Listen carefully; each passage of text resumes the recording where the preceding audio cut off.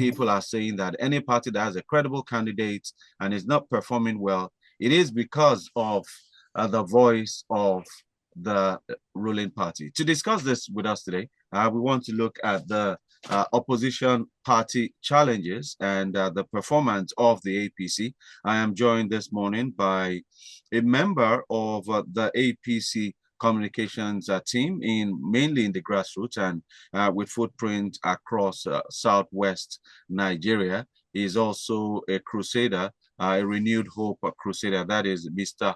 Oni, Olalekan Oni, popularly called Mr. Oni. Good morning, Mr. Oni. Thank you for joining us this morning. Mr. Hardy, it's my pleasure to be here this morning. All right. Thank you for having me. Yes, you heard the clip, or even if you've not heard the clip, you've heard the conversation that is credited to the current chief of staff to the president, Honorable Femi Gbajabiamila, saying that Honorable Abejide, who is served with in the House of Rep, should remain in the ADC and scatter them. Now, this further lends credence to the idea that the APC is responsible for all the political party problems that we have in Nigeria. The question to you this morning is, why is the APC involved in unsettling parties across Nigeria? Well, speaking to facts, we will discover that, let's take the ADC, the faction of the ADC. The reason why I said the faction of the ADC is because not all the ADC is factionalized presently, and not all the other faction, which is the faction of Honorable Abejide of Kogi State, is not in any form of turmoil. It is the faction led by Senator David Mark, NWC, that is having issues. And let me also say that whatever issues the ADC is facing today did not start today. In December 2021, a federal high court in Abuja dismantled the National Working Committee led by, I think, Rafun Wosu back then. These are verifiable facts. And that's when the problem started. For the PDP, the problem of the PDP did not start today. We all knew what happened in 2022 presidential primaries when PDP zoned his presidential ticket to the south.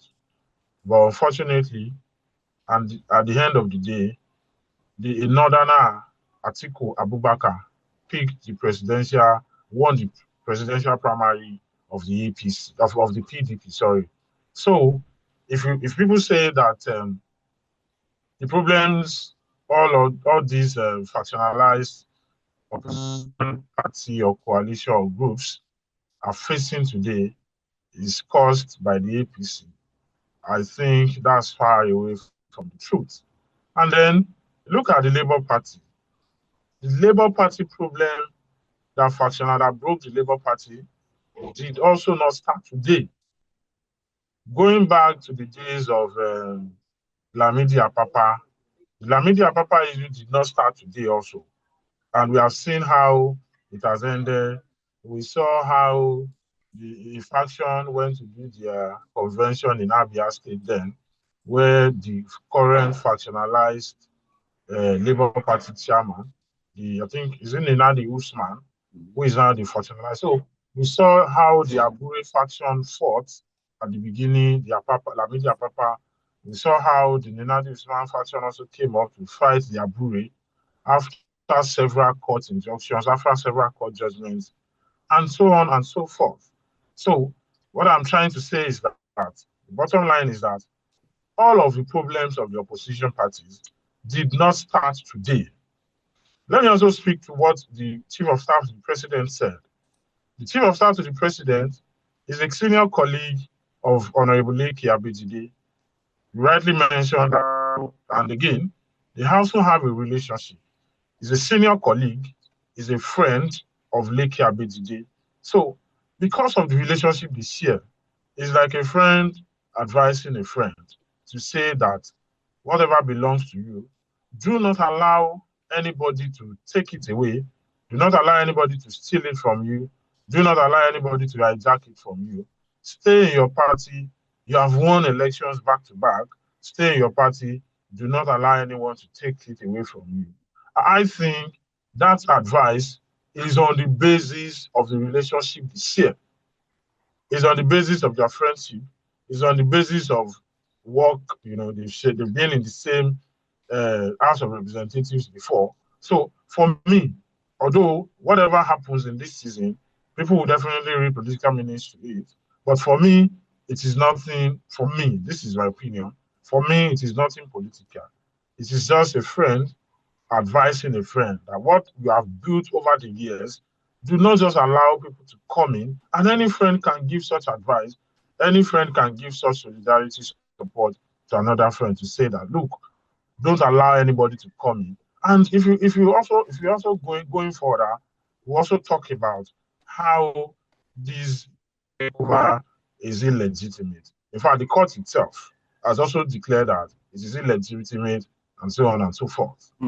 But I mean, like you said, a friend telling a friend how to navigate the waters within the parties. But if truly that is friendship, knowing that there is unrest in the ADC, scattering them might even eventually make it impossible for the ADC to field the candidates if this court case is not ended in due time. If it ends in favor of, let's say, the David Mark-led committee, of course, that means Abejide might be out. It might be, politics might take place and it might lose a seat. If it ends in favor of the Abejide team, the David Martin might continue to prosecute and look for a substance to retain the grounds there because they want to fill their candidates. But is that a good advice if truly that is friendship in place there? That's why a lot of people are saying it's politics to make sure that there is that unrest and they can find another way for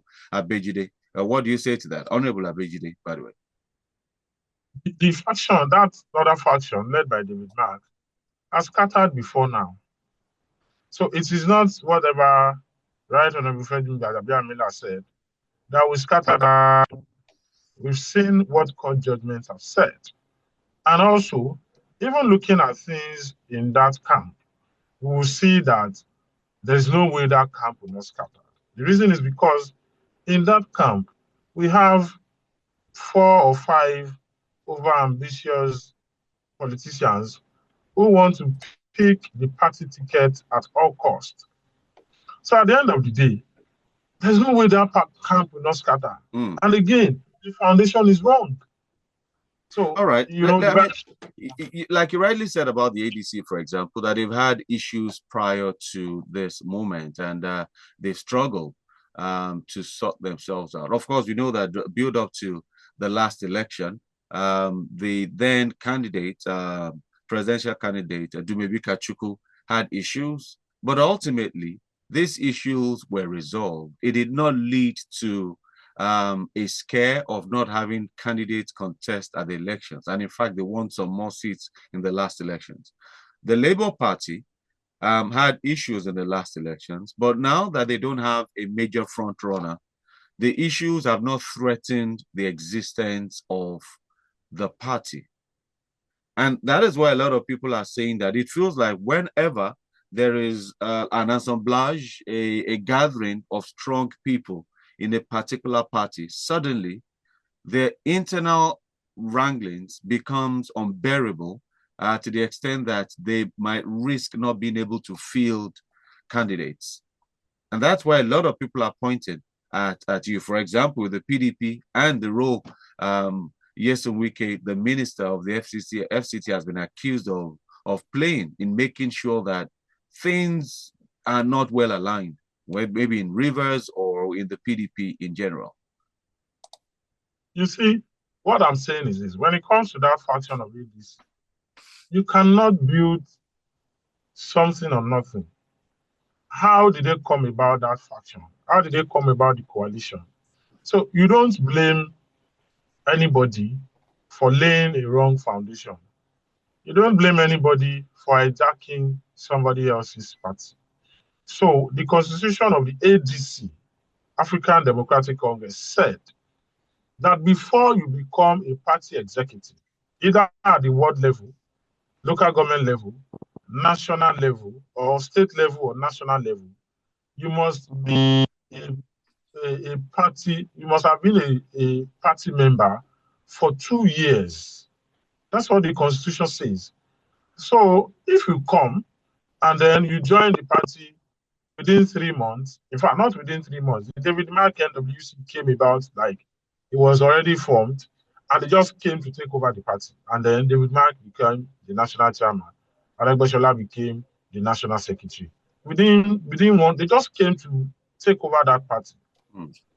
All right. Which is against the constitution of that the party. But it's not. But the issues around is wrong. So but the issues around, if you look at the issues around political party administration in Nigeria, such internal wranglings does not concern an outsider. It's meant to be dealt with within the party. So while that is the constitution. So what the Electoral Act says that while you cannot, once it has to do with the Electoral Act, the court can decide. Not all internal wranglings they cannot get to the court. No, take that again. You said the Electoral Act states what? Once it has to do, once it affects the Electoral Act, or once it affects the constitution, do not forget that the constitution of the party is predicated on the Electoral Act. So once you have an internal wrangling that affects the constitution of your party, the court can decide on the dispute. So not all, what I'm saying in essence is that not all internal wranglings cannot be decided by the court. Some of the internal issues within the party can be decided by the court. By the court. All right, I'll need to verify that if I may get the act. Affects the constitution of that party. I need to verify the section of the Electoral Act that states that. But moving forward from here, is the APC scared of opposition parties, particularly following the outcome of Saturday's alliance and the likelihood of fielding one candidate, be it Atiku and Makinde or Obi Kwankwanso or any other alliance that might be coming their way? You might have seen in the news where majority of the opposition parties said that they were not party to what happened in Ibadan. What we saw in Ibadan was just a talk shop. People who actually wanted to just talk, were hungry, spent forces, old politicians who wanted to grab power at all costs. So in Ibadan, nothing serious happened in Ibadan. What we saw was people just talking and talking and talking. So it's just as the room and parlor ADC convention that we saw, I think 2 or 3 weeks ago. So there was nothing serious that happened in Ibadan. The communique they came up with, how will it affect Nigerians? How have they preferred solutions?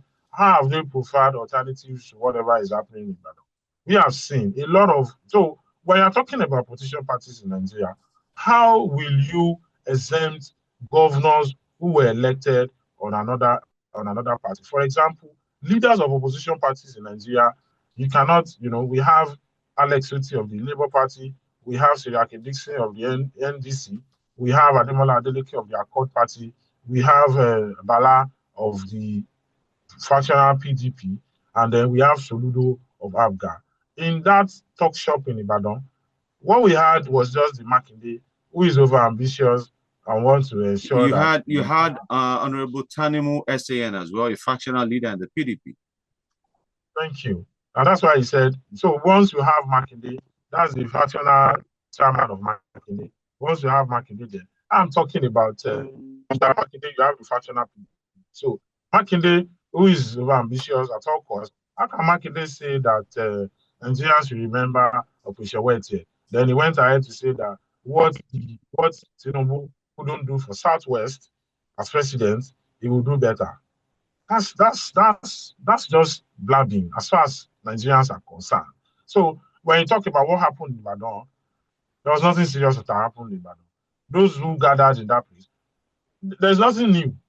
They've done their APC. But if you remember 2011, 2012, when the conversation around APC started, a lot of people said it would be impossible, that there is no way a Tinubu will yield power.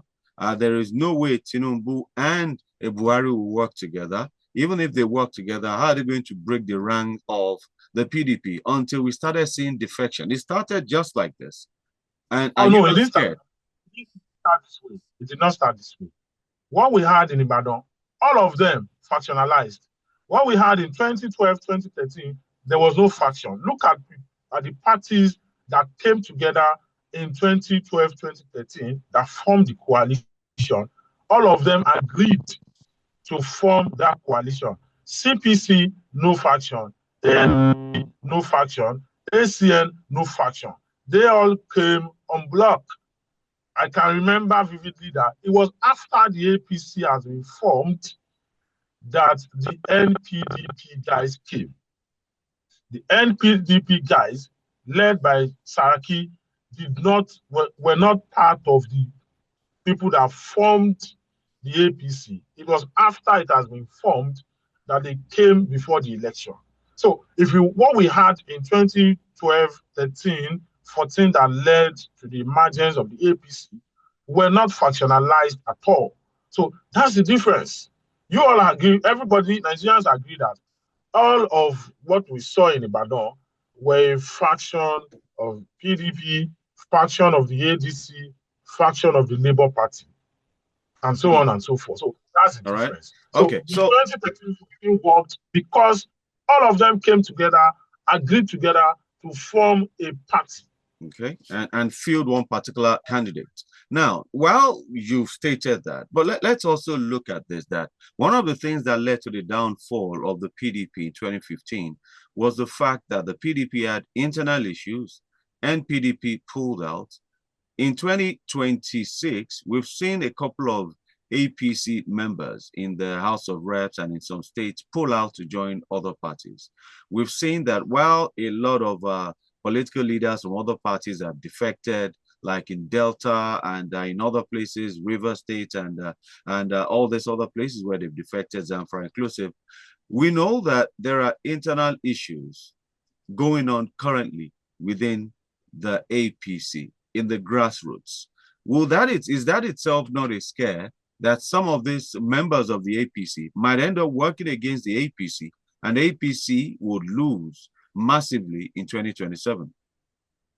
See, what we have, I am not going to say that we have 100% stability or peace in the APC, but largely, when I say largely, I mean by 90%, APC is stable, APC is peaceful.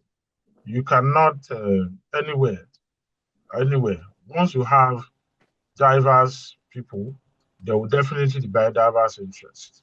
And what causes issues in political parties is interest as well, clash of interest and all of that. But I can tell you that to a very large extent, the APC is peaceful. And one of the things that APC is, one of the things that makes the difference in the APC is the ability to resolve, one of the things that makes the APC different is the ability to resolve their internal wranglings without being escalated to the point of no return. So when you quoted that we have some members of the APC going to the PDP, I think it's just one in the House of Representatives. It's just like 99 has moved to the APC and one out of 99 moved back to the PDP. So for APC going to the elections in 2027, the APC is going as a united house. But many, and this might be my last question, we won't be able to go into the achievements of the APC, what you'll be campaigning on, because that is key. But we'll bring you on another day to discuss that, maybe longer hours for that.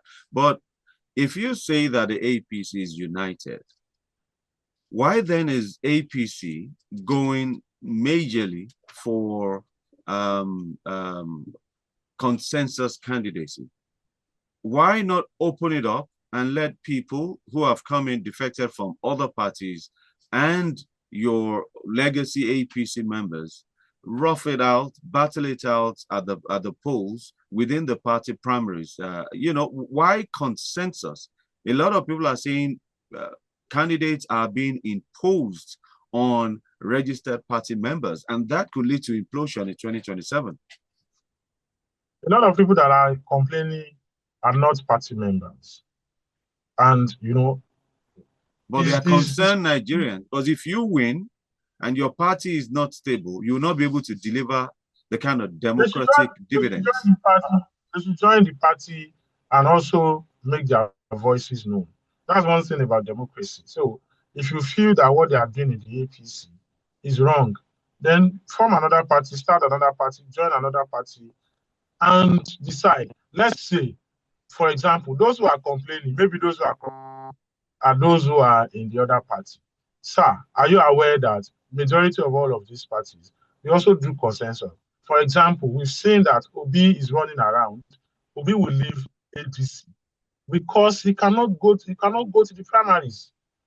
Obi contested, was a but vice you are president. a member of the APC. How did you know he cannot go to the primaries in the ADC? Has he gone to the primary? Is he going to the primary in ADC? I mean, they're still in court. I am telling you now, sir. I am telling you now, sir, that Obi will not stay in the ADC to go for the primaries. Like you said, if you bring me back here, probably after all the primaries or anytime, I will also remind you that Obi cannot stand any primary. And so for the APC, consensus is also part of the Electoral Act. In the Electoral Act now, you conduct your primaries either in two ways, consensus or direct primary. And let me also tell you that APC is not doing consensus all over Nigeria. There are areas where there will be consensus, and there are areas where the party will go for direct primaries. The party has also said that, in fact, probably after this program, I will begin to send you communique issued by the party to say that in areas where people do not agree to consensus, when I say people, party members do not agree to consensus, you can go for direct primaries. In my own constituency in Kedaye, we are likely to go for the House of Assembly. We are likely to go for direct primary. So when people say all of these things, people are outside who don't know how the workings of the party is, talk about APC this and APC that. Join your own party, do direct primaries, and that was the advice I gave to Shegun Sowunmi, talking about saying, it's not his business. Okay. Shegun Sowunmi also go for consensus, even in his party in Ogun State. All right. Like I said, we'll bring you back, but because the where you're delving into now, I would really like to get into that, but we're out of time. I want to thank you for coming through this morning, Olalekan Oni, Mr. Oni of the APC, member of the grassroots communications team of the APC, and a renewed hope crusader. Thank you for coming for the show today. All right. And that's how we wrap up this segment. It's good to know. And when we bring him back, we'll let him know that, listen, Nigerians themselves, they are concerned about what happens in every party, because not every Nigerian will join a political party, but every Nigerian wants Nigeria to work for